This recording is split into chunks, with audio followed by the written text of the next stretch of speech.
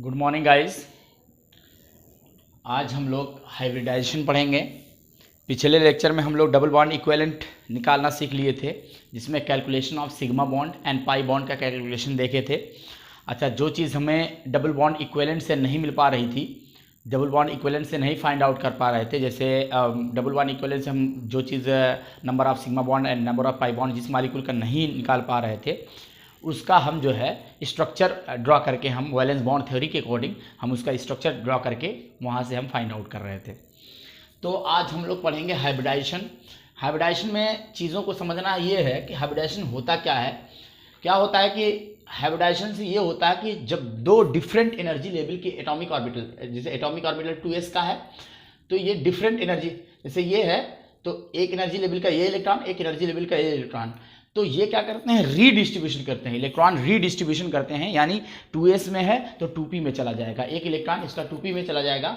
तो redistribution of atomic orbital of different energy, the redistribution of atomic orbital of different energy belonging to valency shell electron, belonging to valency shell to form new orbital of same energy, to form new orbital of same energy and equal in number is called hybridization।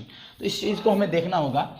जैसे ये हमारी normal state है, normal state में 1s है, 2s है। अब जब excited state आएगी तो रीडिस्ट्रीब्यूशन होगा इलेक्ट्रॉन का रीडिस्ट्रीब्यूशन हो रहा है। तो redistribution of atomic orbitals of different energy belonging to valency shell, of different energy belonging to valency shell to form new orbitals. कौन सी ऑर्बिटल बना, 2p, to form new orbital of same energy and equal in number is called hybridization. इसको हम ऐसे भी समझ सकते हैं कि एक s है और प्लस p है, तो केवल एक sp नहीं बनेगा, दो sp बनेगा, प्लस sp। एक s है प्लस एक p है और प्लस एक और p है, तो बनेगा sp2 और प्लस sp2। इस तरीके से तो टू डिफरेंट एनर्जी लेवल के थे, आपस में मिल के सेम एनर्जी लेवल के दो एटॉमिक ऑर्बिटल्स बन गए और इक्वल इन नंबर भी इक्वल हो गया। तो ये हो गया हाइब्रिडाइजेशन, इसकी थ्योरी है, हाइब्रिडाइजेशन की थ्योरी है। अब अगर देख लेते हैं कि size of hybridization, size of hybridization, ये भी पूछा जाता है नीट में कि हाइब्रिडाइजेशन का साइज। तो सिंपल है कि sp2 एंड sp3 ये इसका साइज हो जाएगा। अगर हमसे पूछेगा कि इलेक्ट्रोनिगेटिविटी, तो इलेक्ट्रोनिगेटिविटी को थोड़ा समझ लेते हैं। Electronegativity of hybridisation,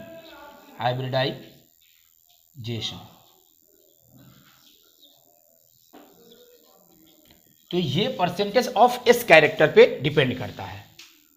percentage of S character यानी जितना ज़्यादा एस कैरेक्टर होगा उतना इलेक्ट्रोनेगेटिव ज़्यादा होगा। परसेंटेज ऑफ एस कैरेक्टर, इसका आप लोग स्क्रीनशॉट ले लीजिए और हम इसे मिटा रहे हैं, अगली चीज़ पढ़ा रहे हैं।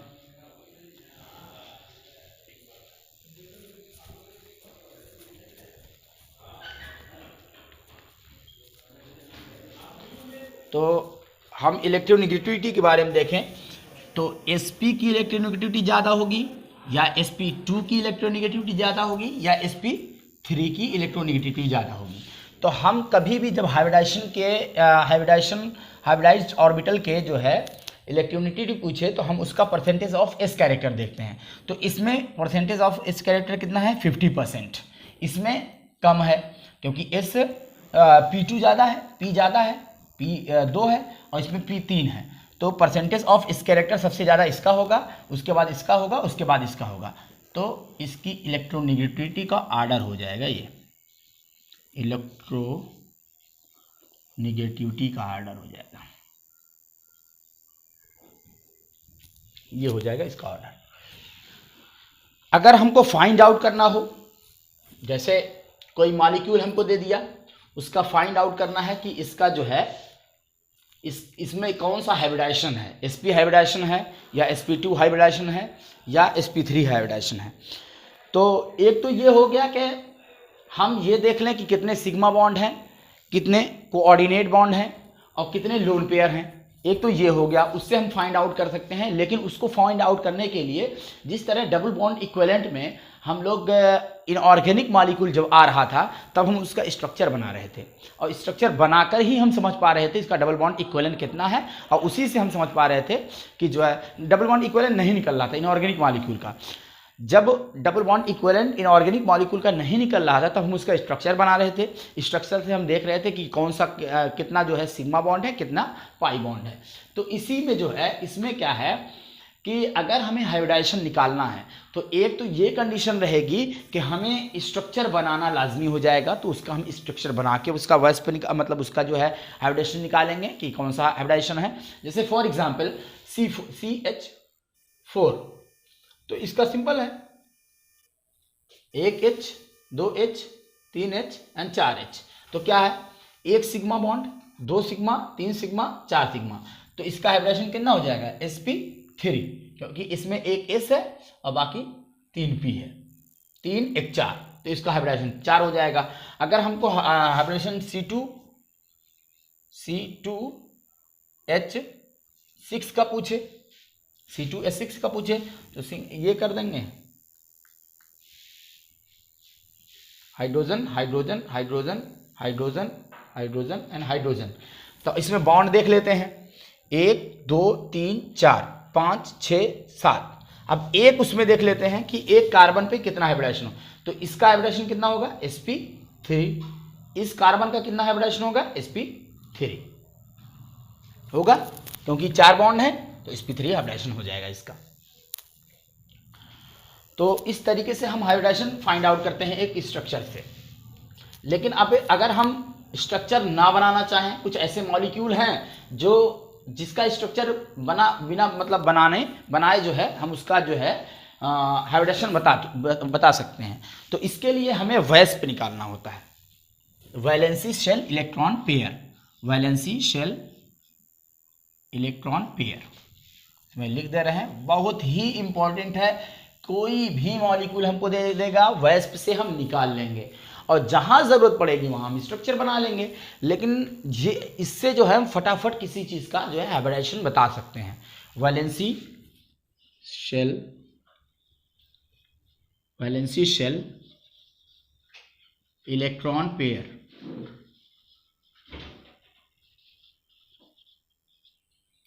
यहां पे देखिएगा वैस्प जो होता है, वैस्प यानी वैलेंसी शेल इलेक्ट्रॉन पेयर, ये बताता है number of sigma bond, number of sigma bond और plus number of coordinate bond, coordinate bond और plus lone pair, plus lone pair. तो ये तो हमारा एक ये हो सकता है कि इस तरीके से हम फाइंड आउट करते हैं। लेकिन जहां नंबर ऑफ सिग्मा बॉन्ड है तो यहां पर सिंगल बॉन्ड आ सकता है, नंबर ऑफ सिग्मा बॉन्ड, क्योंकि एक सिग्मा जो है एक सिंगल बॉन्ड को रिप्रेजेंट करता था, एक सिग्मा बॉन्ड एक सिंगल बॉन्ड को रिप्रेजेंट करता था। तो नंबर ऑफ सिग्मा बॉन्ड और plus number of coordinate bond, इसको हम दोनों को मिला के हम कह सकते हैं बॉन्ड पेयर। क्या कह सकते हैं? Bond pair. तो एक फार्मूला और बन जाता है कि वैस्प इज इक्वल टू कितना हो जाता है, VSEP is equal to bond pair और प्लस लोन पेयर। ये चीज हो सकता है। ये तो ये होगा कि जब हम उसका स्ट्रक्चर बनाएंगे, स्ट्रक्चर बना के उसका हम वैस्प निकालेंगे और वैस्प 1 या 2 4 जितना भी आएगा उसके अकॉर्डिंग हम उसका जो है हाइब्रिडेशन निकालेंगे। अभी हम इसके बारे में और चर्चा करेंगे। एक तो फार्मूला ये हो गया। ये फार्मूला बहुत इंपॉर्टेंट है वेस्प का, valency shell electron pair is equal to, हमें इसमें सिर्फ इतना जानना होगा कि जो सेंट्रल एटम है वो किस ग्रुप का है, सेंट्रल एटम किस ग्रुप का है। जिस तरह हम वैलेंस बॉन्ड थ्योरी में स्ट्रक्चर बना रहे थे, स्ट्रक्चर बनाने का हमारा जो मेन वो था कि सेंट्रल एटम फाइंड आउट करना, उसके बाद कौन सा उसके साथ कौन सा एटम जुड़ा हुआ है, मोनोवैलेंट है, डाईवैलेंट है, ट्राईवैलेंट है, कौन सा एटम जुड़ा हुआ है उसको फाइंड आउट करना। ये हमारा था डबल बॉन्ड इक्विवेलेंट में। अब यहाँ पे हम वेस्प जब निकालेंगे तो इसका फार्मूला होता है 1/2 valency shell electron, VSEP equal to 1/2 plus 1/2 valency shell electron plus monovalent atom minus trivalent atom plus anion minus cation. ये फार्मूला होता है 1/2 इंटू रहेगा ब्रैकेट में valency shell electron plus monovalent atom minus trivalent atom plus anion minus cation. अब ये formula, अब यहाँ पे एक चीज़ देखिएगा कि मोनोवैलेंट एटम, एक चीज़ इससे पहले वाले लेक्चर में हम पूरा बता चुके थे कि मोनोवैलेंट एटम क्या होते हैं, डाईवैलेंट एटम क्या होते हैं और ट्राईवैलेंट एटम क्या होते हैं। जो उसकी वैलेंसी होती है, जितना उसकी वैलेंसी होती है वही उसका जो है एटॉमिक कैरेक्टर होता है कि मोनोवैलेंट है, डाईवैलेंट है, ट्राईवैलेंट है। फॉर एग्जांपल फर्स्ट ग्रुप इसमें आ जाता है hydrogen, lithium, sodium, potassium, rubidium, caesium, francium. First group and seventh group, first group and seventh group, इसमें आ जाएगा फ्लोराइड, क्लोराइड, ब्रोमाइड, आयोडाइड, एसिटीन, ये सारे आ जाते हैं। तो फर्स्ट ग्रुप और सेवंथ ग्रुप जो होंगे वो मोनोवैलेंट एटम होंगे, वो मोनोवैलेंट एटम होंगे क्योंकि इसकी वैलेंसी कितनी होती है, 1 होती है। और उसके बाद इसी तरीके से, हालांकि पिछले लेक्चर में सब बता चुके हैं, इसी तरीके से second group and sixth group की वैलेंसी की जो वैलेंसी होगी वो 2 होगी, यानी वो डाईवैलेंट एटम होंगे। उसी तरीके से आपका third group and fifth group जो होंगे, उसके जो मेंबर होंगे उसकी वैलेंसी 3 होगी और वो ट्राईवैलेंट एटम होंगे। तो इस चीज़ को हमें देखना होगा, तब हमारे सारे क्वेश्चन होंगे। तो अब आ जाते हैं कि इसका क्वेश्चन एक आध करें ताकि हमें और अच्छे से बढ़िया समझ में आए। फॉर एग्जांपल PCl5 है, PCl5, इसका हमें वेस्प निकालना है। तो वेस्प का फार्मूला क्या होता है, 1/2 valency shell electron plus monovalent atom minus trivalent atom plus anion minus cation. तो 1/2 हमने लिख दिया, 1/2 वैलेंसी शेल इलेक्ट्रॉन। तो वैलेंसी शेल इलेक्ट्रॉन ये सेंट्रल एटम का लेते हैं, यहां पे लिख दे रहे हैं VSC जो होगा वैलेंसी शेल इलेक्ट्रॉन, ये सेंट्रल एटम का होता है। और सेंट्रल एटम किसे कहते हैं, जिसकी इलेक्ट्रोनेगेटिविटी कम और वैलेंसी ज्यादा, उसे हम कहेंगे सेंट्रल एटम। जैसे फॉर एग्जांपल PCl5 में फास्फोरस ही क्यों फास्फोरस ही क्यों सेंट्रल एटम है, क्योंकि फास्फोरस की वैलेंसी ज़्यादा है और इलेक्ट्रोनेगेटिविटी कम है। तो इलेक्ट्रोनेगेटिविटी कम होनी चाहिए, वैलेंसी ज़्यादा होनी चाहिए। तो फास्फोरस जो है यहाँ पर सेंट्रल एटम का काम करेगा। तो सेंट्रल एटम की वैलेंसी लेते हैं। फास्फोरस फिफ्थ ग्रुप का है, फास्फोरस फिफ्थ ग्रुप का है। और एक चीज़ और समझना होगा, क्योंकि हम ये सारी चीज़ें वेस्प निकालना और हम डबल बॉन्ड इक्विवेलेंट निकालना, ये सब हम वैलेंस बॉन्ड थ्योरी के अकॉर्डिंग पढ़ रहे हैं। और वैलेंस बॉन्ड थ्योरी कहती है सेकंड ग्रुप का जो मेंबर हो, सेकंड पीरियड का जो मेंबर होगा उसकी वैलेंसी के बराबर ही बॉन्ड बनता है, और जो थर्ड पीरियड के एलिमेंट होंगे उसकी वैलेंसी शेल इलेक्ट्रॉन के बराबर बॉन्ड बनता है। तो फास्फोरस की वैलेंसी शेल इलेक्ट्रॉन कितना होगा, फास्फोरस का वैलेंसी शेल इलेक्ट्रॉन होगा 5, वैलेंसी शेल इलेक्ट्रॉन 5 होगा। क्यों, क्योंकि फास्फोरस कहाँ किस ग्रुप का है, फिफ्थ ग्रुप का मेंबर है। तो यहाँ पर 5 लिख देंगे प्लस, अच्छा मोनोवैलेंट एटम, इसका मतलब यहाँ पे ये हुआ कि monovalent atom attached with central atom. कितने मोनोवैलेंट एटम सेंट्रल एटम से अटैच हैं, तो कितने अटैच हैं? 5 अटैच हैं। तो जो भी हम मोनोवैलेंट एटम, ट्राईवैलेंट एटम, ये सब बात करेंगे, ये सब हम उसकी बात करेंगे जो कि सेंट्रल एटम से अटैच होंगे। तो मोनोवैलेंट एटम अटैच है Cl5 जो है अटैच है फास्फोरस से। तो 5 मोनोवैलेंट एटम अटैच है, -0 कर देंगे क्योंकि ट्राईवैलेंट एटम है नहीं, और एनायन यहाँ पर 0 है, कोई भी एनायन नहीं है, और कैटायन भी नहीं है, तो -0 हो जाएगा। तो 1/2 यहाँ पर करेंगे 1/2 और 5 5 10 इंटू 10 यानी 10/2 = 5। तो वैस्प इसका कितना आ गया? वैस्प PCl5 का वैस्प आ गया 5। अच्छा, यहाँ पर एक चीज़ और देखना है कि जब हम वैस्प निकाल लेंगे, हमारा अल्टीमेट गोल क्या है? हमारा अल्टीमेट गोल है कि हम इसकी जो है हाइब्रिडाइजेशन निकालें। हमारा अल्टीमेट गोल है कि हाइब्रिडाइजेशन निकालें। हाइब्रिडाइजेशन के लिए हमें वैस्प निकालना पड़ रहा है। तो यहाँ पे एक आप नोट कर लीजिएगा, अगर if VSEP is equal to 2, then hybridization होगा sp। हाइब्रिडाइजेशन क्या होगा? sp। अगर वैस्प इज इक्वल टू 3 तो हाइब्रिडाइजेशन होगा sp2। वैस्प इक्वल टू 4 तो हाइब्रिडाइजेशन होगा sp3। अगर वैस्प इज इक्वल टू 5 तो हाइब्रिडेशन होगा sp3d। अगर वैस्प इज इक्वल टू 6 तो हाइब्रिडेशन होगा sp3d2। इस तरीके से होता है। तो हमारा क्या हो रहा है कि वैस्प अगर हम निकाल ले रहे हैं तो उसका कोई भी मॉलिक्यूल, मतलब कोई भी मॉलिक्यूल हो केमिस्ट्री में, कोई भी उसका हम जो है हाइब्रिडेशन निकाल लेंगे, क्योंकि वैस्प हमने निकाल लिया।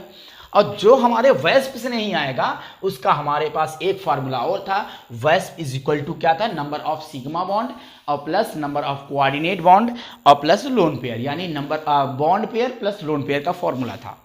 तो इस तरीके से हम इसका वो निकाल लेंगे। तो ये हो गया एक। अब हमें फार्मूला याद ही हो गया है, तो अब हम लोग जो है डायरेक्ट क्वेश्चन करेंगे। अब देख लेते हैं ज़ीनान F2। ज़ीनान 8 ग्रुप का मेंबर है। ज़ीनान 8th ग्रुप का मेंबर है। तो ये सब जो है, अब ज़ीनान की वैलेंसी कितनी होगी? 8 होगी। ग्रुप नंबर के बराबर उसकी वैलेंसी शेल इलेक्ट्रॉन होता है। जितना उसका जो है ग्रुप नंबर होता है वही उसका वैलेंसी शेल इलेक्ट्रॉन होता है। अब यहां पे देखेंगे तो 1/2 वैस्प निकालेंगे। सबसे पहले VSEP is equal to 1/2 into valency shell electron कितना है। अच्छा, फिर फाइंड आउट करेंगे हम सेंट्रल एटम। फिर वही एक बार और बताना चाहेंगे, सेंट्रल एटम किसे कहेंगे? जिसकी इलेक्ट्रोनिगेटिविटी कम और उसका इलेक्ट्रोनिगेटिविटी कम, उसका वैलेंसी ज़्यादा, उसको हम जो है सेंट्रल एटम कहेंगे। तो ज़ीनान यहाँ पर सेंट्रल एटम है। ज़ीनान 8th ग्रुप का है, तो वैलेंसी शेल इलेक्ट्रॉन कितना हो जाएगा? 8 प्लस, अब आता है plus monovalent atom 2 minus trivalent atom 0 plus anion 0 minus cation 0। तो 0 से कोई मतलब नहीं हमें। तो 1/2 इंटू 10, इसका कितना आया? 5। तो 5 है तो हाइब्रिडाइजेशन क्या होगा? sp3d। हाइब्रिडाइजेशन क्या होगा? sp3d। तो ज़ीनान F2 का हम इस तरह निकाल लेंगे। अब आ जाते हैं NH4 प्लस का। NH4 प्लस, इसका निकाल लेते हैं वैलेंसी शेल इलेक्ट्रॉन पेयर। क्या निकालेंगे? Valency shell electron pair. VSEP is equal to 1/2 into central atom कितना है, सेंट्रल एटम की वैलेंसी कितनी है। पहले सेंट्रल एटम हमें देखेंगे कि सेंट्रल एटम इसमें कौन होगा, H होगा या N होगा। तो इसमें जाहिर सी बात है H तो सेंट्रल एटम हो ही नहीं सकता, क्योंकि यहाँ पे जो है सेंट्रल एटम जो है नाइट्रोजन होगा। तो नाइट्रोजन का वैलेंसी शेल इलेक्ट्रॉन कितना है, 5।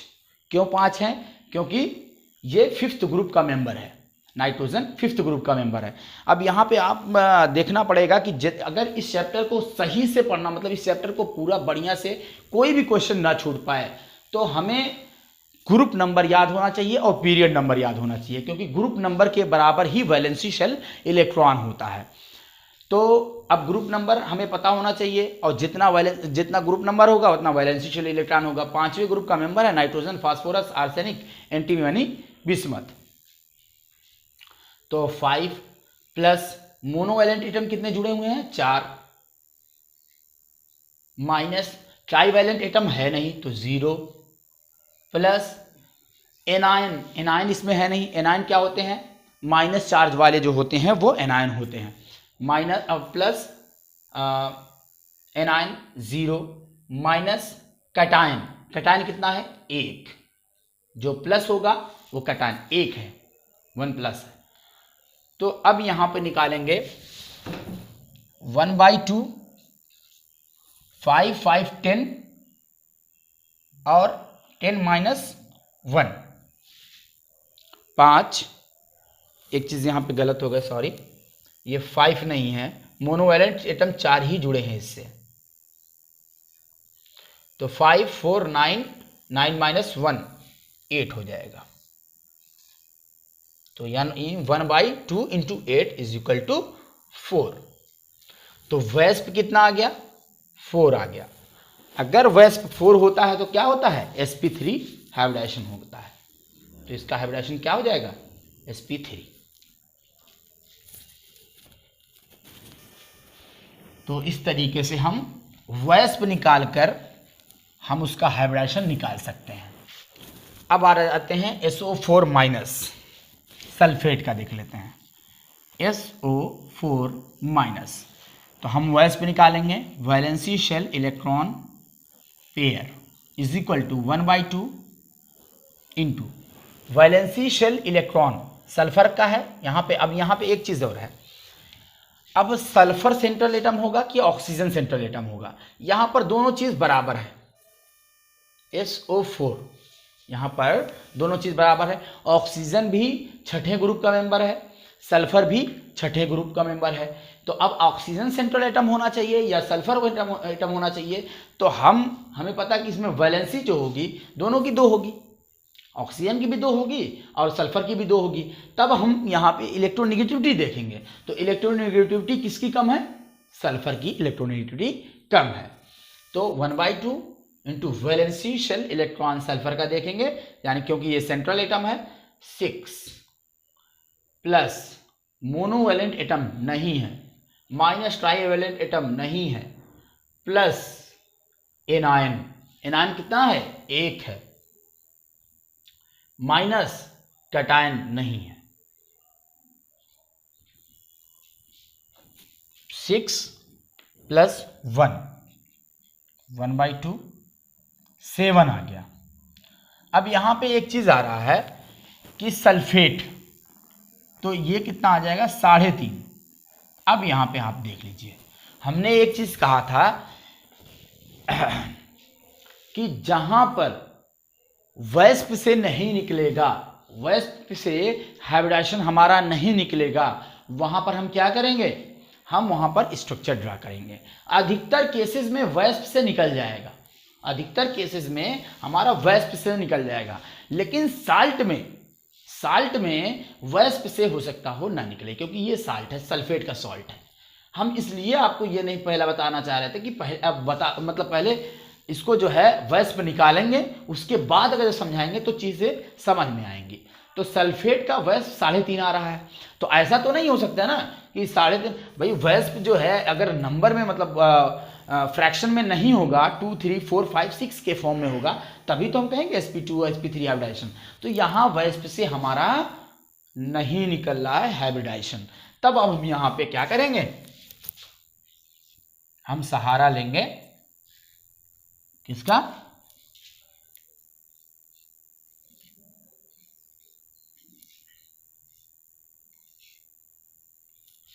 अब ये हो जाएगा कोऑर्डिनेट बॉन्ड, ये ऑक्सीजन माइनस है, ऑक्सीजन माइनस है।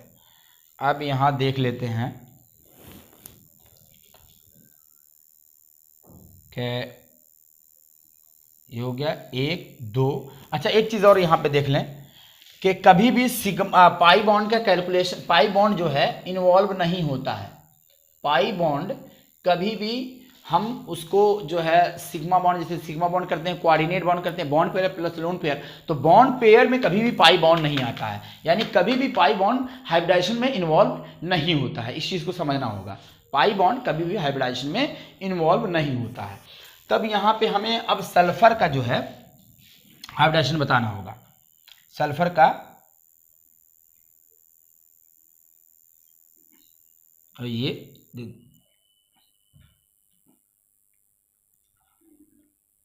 ये सिंगल बॉन्ड बन जाएगा। अब यहां पे एक चीज देखना है कि bond pair plus lone pair, bond pair कितना, बॉन्ड पेयर क्या क्या था? Sigma bond plus coordinate bond और प्लस लोन पेयर। तो अब यहां पे कोई लोन पेयर तो बचा नहीं है, यहां पे कोई लोन पेयर नहीं बचा है, तो 1 2 3 4 हो गया, क्योंकि ये कोऑर्डिनेट बॉन्ड है, ये कोऑर्डिनेट बॉन्ड है। एक मिनट सॉरी, ये कोऑर्डिनेट बॉन्ड नहीं होगा क्योंकि ये माइनस है पहले से है। तो 1 2 3 4 इसका हाइब्रिडेशन, इसका जो है जो bond pair plus lone pair है, वैस का 2 फार्मूला था, एक bond pair plus lone pair वाला था और एक जो है 1/2 valency select electron plus monovalent electron minus cation plus anion और माइनस जो है कैटायन था, वो सब था। तो इससे अगर देखेंगे bond pair plus lone pair के हिसाब से, तो ये वैस्प कितना आ जाएगा इसका? 1 2 3 4, क्योंकि पाई बॉन्ड का कैलकुलस उसमें होता नहीं एडिशन, तो वैस्प इज इक्वल टू आ गया 4। अगर वैस्प इज इक्वल टू 4 होता है तो क्या होता है? वैस्प इज इक्वल टू 4 तो sp3 हाइब्रिडाइजेशन होगा। इस चीज को समझ लीजिए। तो ये रहा आज का पूरा लेक्चर। तो अगर वीडियो अच्छी लगे तो लाइक शेयर सब्सक्राइब ज़रूर करें।